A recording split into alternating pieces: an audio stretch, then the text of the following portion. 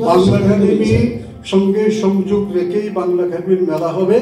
বাংলা একাডেমির দীর্ঘতম স্মৃতি হিসাবে এই মেলার আমি এই কথাই বলছি। মহাপরিচালক যেটা বলতে চাই আমাকে রাখতে হবে। যদি আমি মহাপরিচালক থাকি তাহলে আমি সর্বৈব চিন্তা করব এটাকে রাখা। আমার মনে হয় যে সোহরাওয়ার্দী উদ্যান আগামী বছর যদি আমরা না পাই, সবুজায়নের জন্য যদি না পাই, সেটা 1 বছর 2 বছর হতে পারে। অনন্তকালের জন্য সবুজায়নের জন্য এটা এখানে বাধা সৃষ্টি হওয়ার কোনো কারণ আছে বলে আমরা মনে করি না।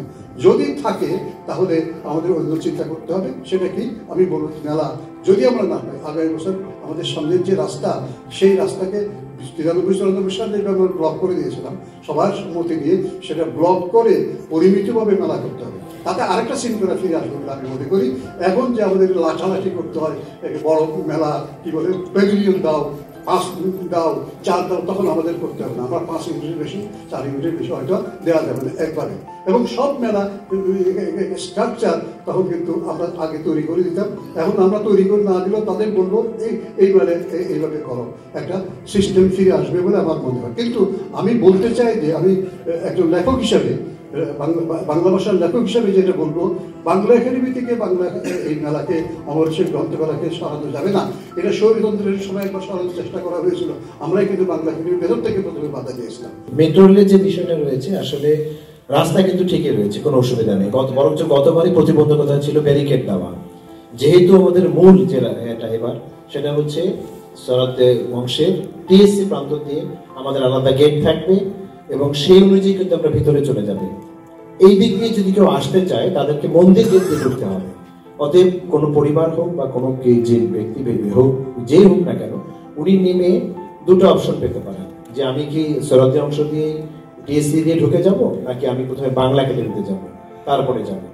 এই অনুযায়ী কিন্তু আসলে যে কথাটা বলা হয়েছে, যে ওনারা বারবার যে কথাটা বলছে যে এর পাশ দিয়ে গাড়ি দাঁড়িয়ে থাকে, বিভিন্ন পাশ দিয়ে যেগুলো আমরা গাড়ি দাঁড়িয়ে থাকি, সেটা যে কারো হতে পারে এবং ওনাদেরও ছিল। আমি সেটাও বলেছি যে যারা আছে আইন শৃঙ্খলা তাদেরও থাকে। আমার একটা রিকোয়েস্ট ছিল, রাস্তাটাকে টিএসসি থেকে দোয়েল চত্বর পর্যন্ত গাড়িগুলোকে না রাখা। বারবার বলেছি যে গাড়িগুলোকে না রাখলে কিন্তু যে নর্মাল ফ্লো, এটাতে কিন্তু কোনো প্রতিবন্ধকতার আমি কারণ দেখি না। নাম্বার 1। নাম্বার 2 হচ্ছে সবচেয়ে বড় যে জিনিসটা, আমরা পার্কিং চেয়েছিলাম। ঢাকা বিশ্ববিদ্যালয়ের ডক্টর মহোদয় এসেছিলেন। যেহেতু জিমনেশিয়াম মাঠে মাসব্যাপী খেলা, সেখানে কোনো পার্কিং এর সুবিধা নেই।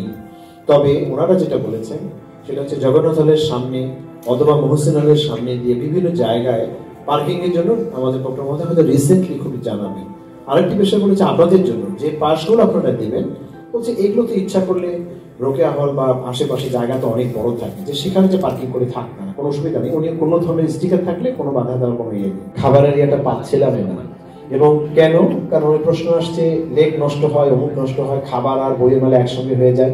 পরবর্তীতে এই প্রথম মনে হয় পূর্ত মন্ত্রণালয়ের সঙ্গে কথাবার্তা বলে আমরা যে পারমিশনটা পেয়েছি, সেখানে বলা আছে যে কোনো ধরনের খাবার মেলা প্রাঙ্গণে প্রবেশ করবে না।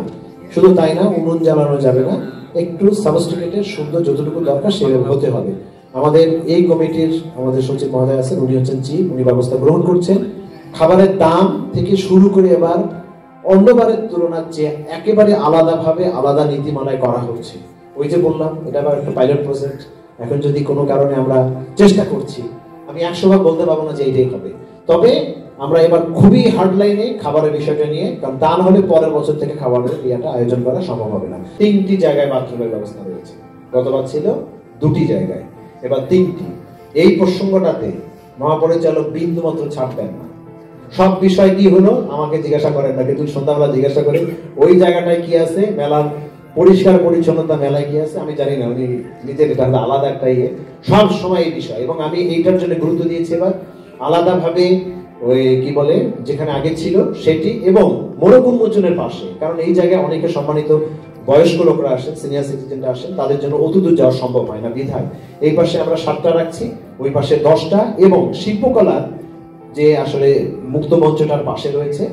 আমাকে বলা হয়েছিল, আমরা গিয়েছিলাম নিজেরাই করতে, তো ওনারা বলেছেন যে ওনাদের 50 বছর পূর্তি উপলক্ষে সেখানে মাসব্যাপী সেখানে তারা অনুষ্ঠান করবেন, এই কারণে তারা ওইটা ঠিক করলেন। এখন আমি জানি না, এটা আমাকে খোঁজ দিতে হবে যে এই অংশটুকু উনি ঠিক করেছেন, কারণ দায়িত্বটা ওনারা নিয়েছিলেন। তবে আমাদের যে 2টি অংশ, এই 2টি আমাদের আশা রাখি 1 তারিখ থেকে আপনারা এটার ব্যবহারটা দেখতে পাবেন। পুলিশ প্রশাসন এবারে বলেছে তাদের ট্রাফিক ব্যবস্থাপনার জন্য তারা আসলে ইঞ্জিনিয়ারিং গেজটা 24 মানে বলবো যে 30 দিনই বা 29 দিন 3টা থেকে 8টা পর্যন্ত তারা খোলা রাখতে চাইছেন এবং সেখানে চেষ্টা করছে ওইদিকে পার্কিংটাও নেওয়ার জন্য।